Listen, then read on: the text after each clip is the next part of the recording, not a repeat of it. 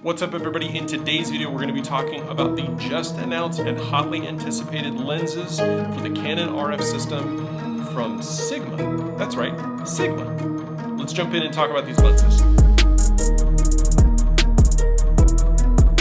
I am Joe. This is my channel, Joseph Blake Photography. I am a portrait and adventure photographer in Southern California and Las Vegas, and this is my channel where we talk about tech and news and gear and tips and tricks and reviews and everything that has to do with creating content, whether it's here on YouTube, elsewhere on social media, if you're delivering to clients, or if you're just doing fun things for yourself. That's the kind of thing that I'm into. That's the kind of thing that we do here on this channel. And if that's what you're interested in, go ahead and hit the subscribe button. And if at the end of the video you think that I've done a good job and this has been informative for you, I'd appreciate it if you hit the like button. Social links down below, as well as links to all the gear that I use both here in the studio and when I'm out shooting clients or doing landscape photography. That's enough about the channel. Let's jump into talking about these very exciting new lenses from Sigma. So I love Sigma lenses. I'm actually shooting on a Sigma lens right now. I'm shooting on the EF 35mm DG-HSM-A, and the A stands for art, and that is a 1.4 lens. This is actually my favorite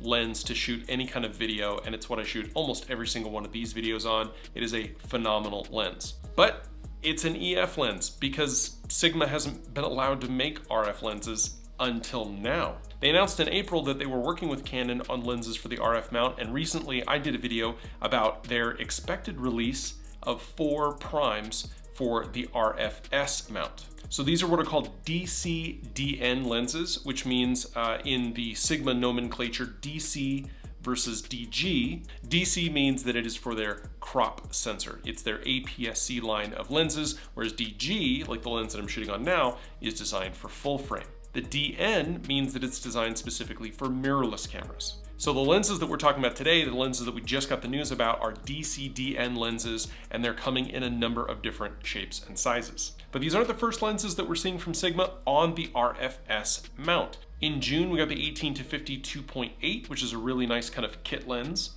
Very small, very compact, very lightweight. And in September, we got the 10-18 f2.8, and the new lenses that were just announced will be available for purchase in January, which means that by January of 2025 we'll have a total of 6 lenses available for the RF mount from Sigma. Now, I say the RF mount.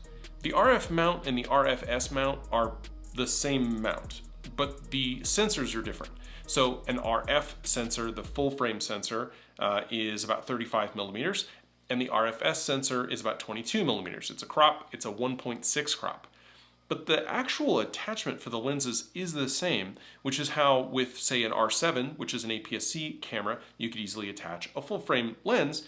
It's just gonna punch in more to the center of the glass, which means that you get more zoom, and honestly, you get a sharper image in some cases, because that's normally where the sharper part of the lens is in the middle. But you don't necessarily get the same depth of field out of focus effect. You don't get as much bokeh. And for the wider lenses, you don't get the widest part of the focal range because it is cropped in. And then RFS lenses are smaller, and they're designed specifically to accommodate the RFS sensor. Now, you can put an RFS lens onto an RF sensor. So for example, I'm shooting on an R6 Mark II right now. I normally shoot stills with an R5. I could easily take one of these lenses and attach it, but it's immediately going to kick into the digital crop mode.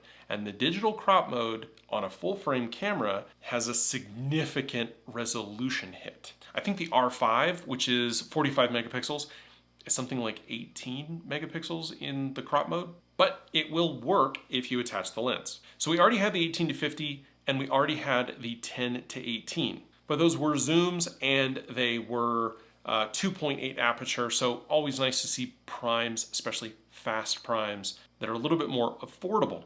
And so Sigma has come out with these 4 new lenses, and let's go through them now. So these are the 4 lenses that Sigma has announced. First is a 16mm f1.4. I want to talk really briefly about the fact that on this DC-DN, I mentioned that my lens has the hypersonic motor. That's what HSM means in the DG-HSM-A for my lens. These are stepping motors, so they are not ultrasonic motors or hypersonic motors. So if you're comparing this to a Canon lens, when you have either an STM or a USM motor system for your focusing, this is the STM. What that means is that it could be a little bit slower and it might be a little bit noisier. But as I've talked about before on the channel, when you're looking at lenses that are designed for crop censored cameras, it is harder to find super high-end lenses that are going to provide some of those higher end features like an ultrasonic motor. These lenses also do not come with image stabilization, although if you're attaching this to the R7, which I think is going to be the most common direction that people are going, is to pair these with the R7, it does have in-body image stabilization, so you will get IBIS from the camera itself. And in the RF mount, these lenses are listed as being dust and splash resistant. They also indicate that these lenses will have minimized flare and ghosting, as well as being compatible with in-camera correction for lens aberration. And that 16mm is going to be coming for $489 retail, although you'll probably be able to find it for discounts. It's already discounted on the Sigma site to be down to $414. Moving on to the next lenses, from the 16, we have the 23mm, the 30mm, and the 56mm. And those are all 1.4 DC DN. So they all come with the stepping motor and they are all designed for crop sensors. But I'll be honest, on the Canon side of things, I cannot remember ever having lenses designed for the crop camera that were fast primes like this.